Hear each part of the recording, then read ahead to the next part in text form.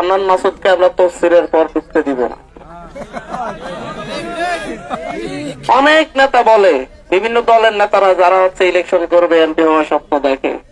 আমি এখনো এমপি হওয়ার স্বপ্ন দেখি না। আমি হাতিয়ার জন্য করতে চাই, শুধু এমপি না হইলেও অনেক কিছু করা যায় সেটা দেখাইছি, সামনেও না হইলেও করতে পারবো অনেক কিছু। কিন্তু আপনারা যারা মনে করেন যে হান্নান মাসুদকে ঢুকতে দিবেন না, তাদের উদ্দেশ্যে একটা কথা বলি, বেসকি দিয়েছে, আর কিন্তু বেসকি দিলে কিন্তু আপনারা ফালাইছিলেন।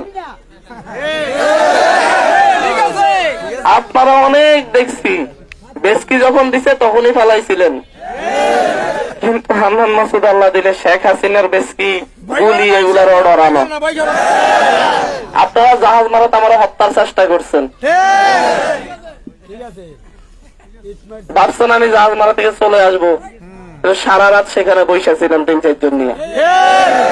আমরা ডরাই, ভয়ে ডরাইছি। কথা হচ্ছে আমাদের দুঃখ অনেক, বেদনা অনেক, কষ্ট অনেক। এ হাতিয়ার মানুষ দিনের পর দিন নির্যাতিত, অত্যাচারিত হয়েছে। যদি বিএনপি করছে তাহলে আওয়ামী লীগের হাতে অত্যাচারিত হয়েছে, আবার বিএনপি সময়ে যখন হচ্ছে আওয়ামী লীগ করছে তখন আবার বিএনপির হাতে অত্যাচারিত হয়েছে। ইতিহাস এটাই বলে। মামলা হামলা হাতিয়াতে যে পরিমাণ রাজনৈতিক মামলা হামলা হয়েছে অকল্পনীয়। 2006 সালের 28 অক্টোবর যখন সরকার পরিবর্তন হয়, যেদিন তত্ত্বাবধায়ক সরকারের হাতে ক্ষমতা তুলে দেয়, সেদিন সারা দেশে পল্টন ময়দানে সহ সারা দেশে যে আওয়ামী লীগ বিএনপির মারামারি হয়, সারা দেশে তখন মারা গিয়েছিল 15 জন,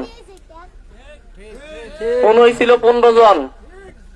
আমি যতটুকু জানি, আমি তখন খুব ছোট ছিলাম, হাতিয়াতে 5 জনের মতো মারা গেছে। এটা আমি ইনফরমেশন, আপনারা মুরব্বীরা ভালো বলতে পারবেন।